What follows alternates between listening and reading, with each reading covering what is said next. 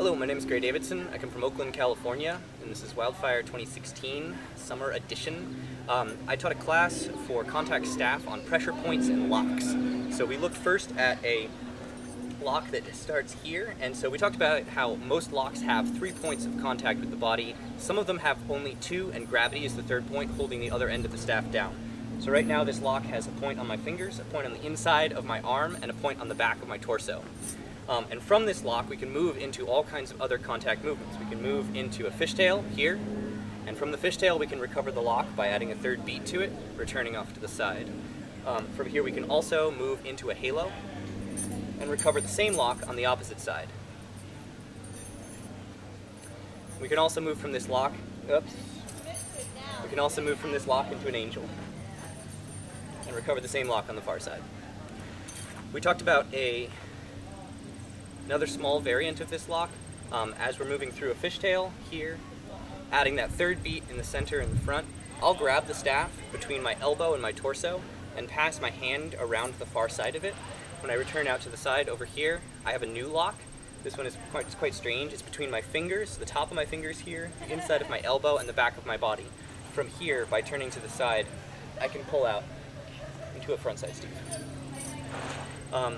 Another lock that I covered involves resting the staff on my finger here and pressing down on it with the inside of my arm, and you letting gravity be the third point pushing down on the staff over here. I owe this one and everything that's to follow in this system of tech to Adam Lobo from Australia, who comes occasionally to the US to teach, but I feel like this tech deserves to be distributed more widely. This is quite difficult for a lot of people to do initially, and so I will advise that people put a couple fingers on the staff to use it to create an artificial gravity to allow them to control the direction of gravity a little bit. So here we have 3 points again. From here, we'll raise this up, and now the fingers on the staff are going to be absolutely necessary. We're going to spin this to the far side and catch it in the same lock on the far side. And if we spin this, as we're spinning it back and forth, if we let it go a little farther, we can catch it into a lock like this. Still 3 points of contact onto the staff. Spin it back the other way, still 3 points of contact onto the staff. We can bend this down to a horizontal position, spin it horizontally and lock it on the far side. Make that go back and forth. And this is a way where, with a pirouette, we can get a very fast and very controlled contact staff movement. There were only a couple of last little bits that I showed. One is a lock here that involves the thigh, inside of the arm, and the back of the hand. I especially like this one because pulling out of it laterally will move us into a Steve.